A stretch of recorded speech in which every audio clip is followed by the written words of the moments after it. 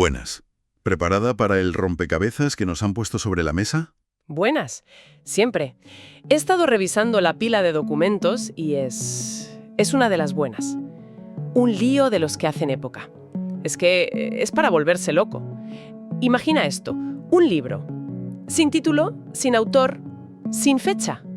Nada. Lo abres y está escrito en un idioma que nadie, o sea, absolutamente nadie en este planeta puede reconocer. Y por si fuera poco, Claro, por si fuera poco, lleno de ilustraciones de plantas que ningún botánico ha visto jamás, mapas de estrellas que no cuadran con nuestro cielo y unos dibujos extrañísimos de mujeres desnudas bañándose en sistemas de tuberías verdes. suena a un objeto que no debería existir. Una anomalía, la clase de cosa que, si la encuentras, te cambia la vida.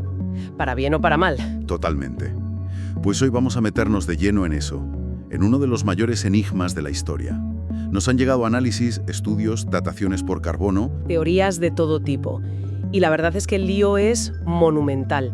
Nuestra misión aquí es poner un poco de orden en este caos y tratar de entender qué demonios es esto. ¿Un tratado secreto? ¿Un idioma perdido? ¿O el timo más sofisticado de la historia? Un desafío en toda regla. Porque cada pieza de evidencia parece contradecir a la anterior. Exacto. Hoy nos sumergimos de lleno en el manuscrito Voynich. ¿Vale? Bien, para poner orden, empecemos por lo tangible, por el objeto en sí. Toda esta locura arranca en 1912. Un librero polaco, un buscavidas llamado Wilfrid Voynich. Está por Italia, compra un lote de manuscritos antiguos a unos jesuitas y de repente se topa con esta joya. Se obsesionó al instante. Y es comprensible, ¿eh? Porque el objeto ya de por sí es una declaración de intenciones. No hablamos de papel viejo.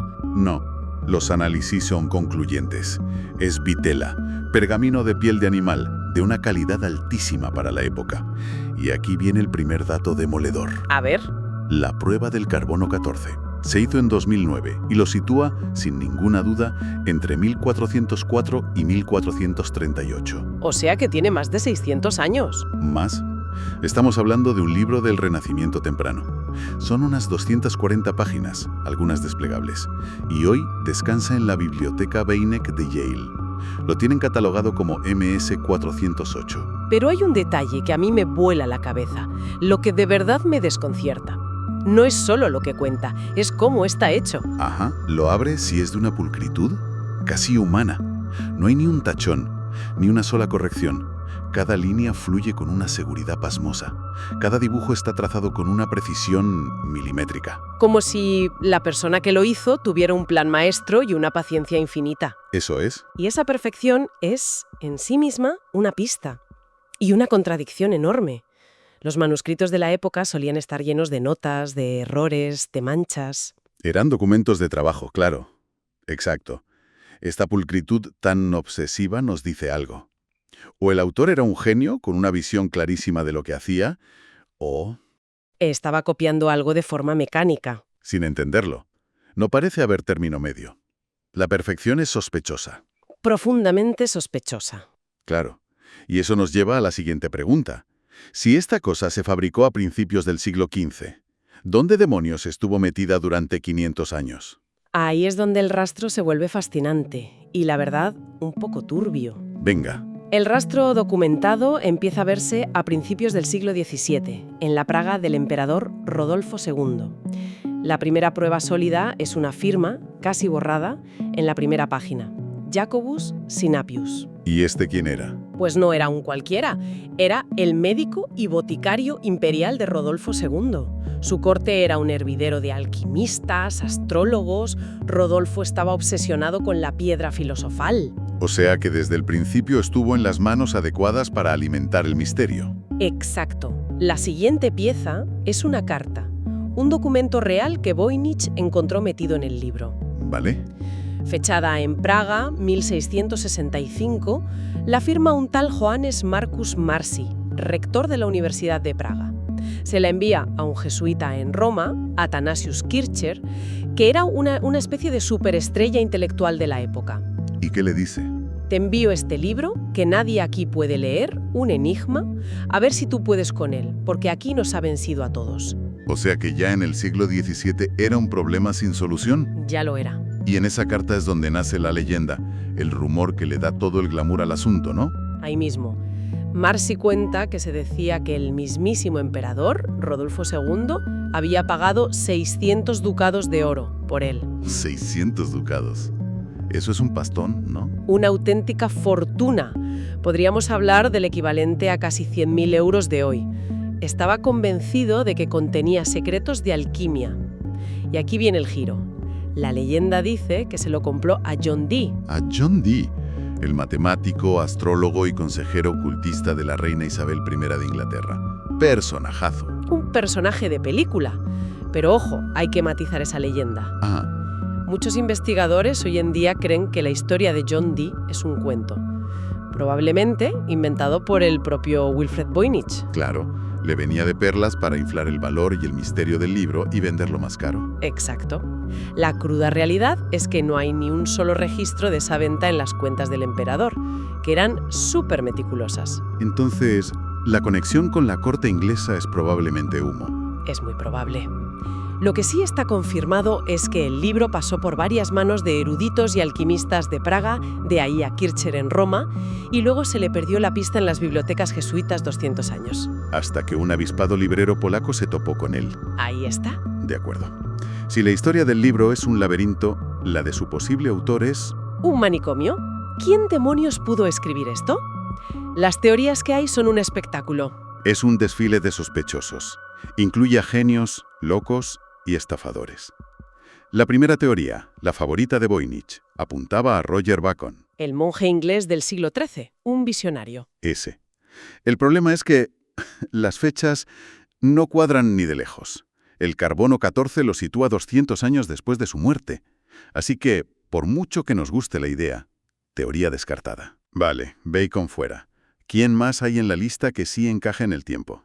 El siguiente en la lista es nada menos que Leonardo da Vinci. Hombre, claro. La fecha encaja mucho mejor. Sabemos que Leonardo era zurdo, y la caligrafía del manuscrito tiene ciertos rasgos que algunos asocian a la escritura de un zurdo.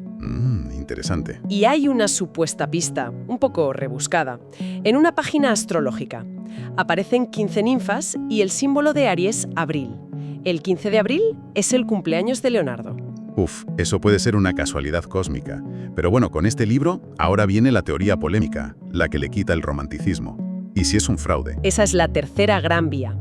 Se ha especulado mucho con que lo crearan el propio John Dee y su socio, un medium llamado Edward Kelly, que ya tenía antecedentes por falsificar documentos. La idea sería... Fabricaron un libro sin sentido, con dibujos raros, para sacarle los 600 ducados al crédulo emperador. Otra teoría es que lo falsificó el propio Voynich en 1912, usando materiales antiguos para forrarse. Un momento. Eso último no puede ser. Si algo tenemos claro es que el pergamino y la tinta son del siglo XV. Los análisis de laboratorio lo confirman. Exacto. Y ese dato desmonta la teoría de Voynich. Por eso, la hipótesis del fraude más sólida no dice que sea moderno, sino que es un engaño inteligente del siglo XV. Un engaño inteligente. Sí, sugiere que el autor pudo usar una técnica de la época, la grilla de Cardano. Imagina una rejilla con letras al azar. Pones una plantilla de cartón con agujeros encima y las letras que ves forman tus palabras. Ah, vale. El resultado es un texto que parece un idioma con reglas y patrones, pero que en realidad es un truco mecánico, un cascarón sin significado. Y eso encajaría con la pulcritud, ¿no? Es fácil no cometer errores cuando no escribes nada con sentido. Bingo. Es que esa es la gran paradoja. Miras el texto y no parecen garabatos al azar. Tiene toda la pinta de ser un idioma de verdad. Tiene una estructura, un ritmo. Y no es solo una impresión, ¿eh? El texto cumple propiedades lingüísticas reales. Y aquí viene lo que rompe los esquemas. Obedece la ley de Zipf. La ley de Zipf. Es una regla estadística que cumplen todos los idiomas humanos, del inglés al chino. Mide la frecuencia de las palabras. Y el hecho de que el Voynich la cumpla a la perfección significa que no es un galimatías aleatorio. Tiene la huella dactilar matemática de un lenguaje real. Espera, si tiene la estructura de un idioma, ¿por qué no es un simple código cifrado? Los mejores criptógrafos del mundo ya lo habrían roto, ¿no? Esa fue la primera idea, y ahí se estrellaron todos. William Friedman, el que rompió el código púrpura japonés, le dedicó décadas y admitió su fracaso. Incluso la NSA, ¿no? En los años 70, la NSA le dedicó recursos y nada, cero. Todo cifrado parte de un idioma base, y en el Voynich no hay ni rastro de la estructura de ningún idioma conocido. Es demasiado perfecto. Y además parece haber dos dialectos, dos estilos de escritura, lengua A y lengua B. Como si lo hubieran escrito varias manos. ¡Qué locura! Y cuando parecía que esto estaba estancado, salta la sorpresa. Una noticia de hace apenas unos días. Sí, noviembre de 2025. Un filólogo español, José Daniel Martínez, que afirma haber descifrado parte de la primera página usando inteligencia artificial. ¿Y qué dice que pone? Pues según él, habla del poder de la naturaleza, del sol, y sostiene que esa página podría ser la clave semántica, una especie de piedra roseta para el resto. La pregunta ahora es, ¿será esta la definitiva o un intento fallido más en una lista que ya es larguísima? Exacto. La historia del Voynich está pavimentada de supuestas soluciones que acaban en nada. Al final, después de más de un siglo, el misterio sigue intacto. Es alucinante. Tenemos un libro del siglo XV que podría ser un texto en un idioma real de una civilización desaparecida, un código secreto que se adelantó 600 años a su tiempo. Un lenguaje inventado por un genio con una mente única. O simplemente el fraude más brillante y duradero de la historia. Es que es para pararse a pensar. Una sola persona, hace 600 años, con pluma y pergamino, creó un puzzle que hoy, con toda nuestra tecnología, sigue siendo una pared. Y esa es quizá la reflexión final. Lo más fascinante es la pregunta que nos deja. ¿Qué es más increíble? ¿Que una cultura entera, con su propio lenguaje escrito, desapareciera sin dejar más rastro que este libro? ¿O que una sola persona en el 1400 tuviera el conocimiento, los recursos y la paciencia para crear un engaño tan perfecto que ha sobrevivido 600 años y ha puesto en jaque a la inteligencia artificial del siglo XXI? En fin, vaya cacao mental. Si a la gente le molan estos berenjenales y quieren que sigamos investigando más historias como esta, pues ya saben. Que le den al botón de suscribir. Que es gratis y a nosotros nos da una alegría. Nos escuchamos en la próxima.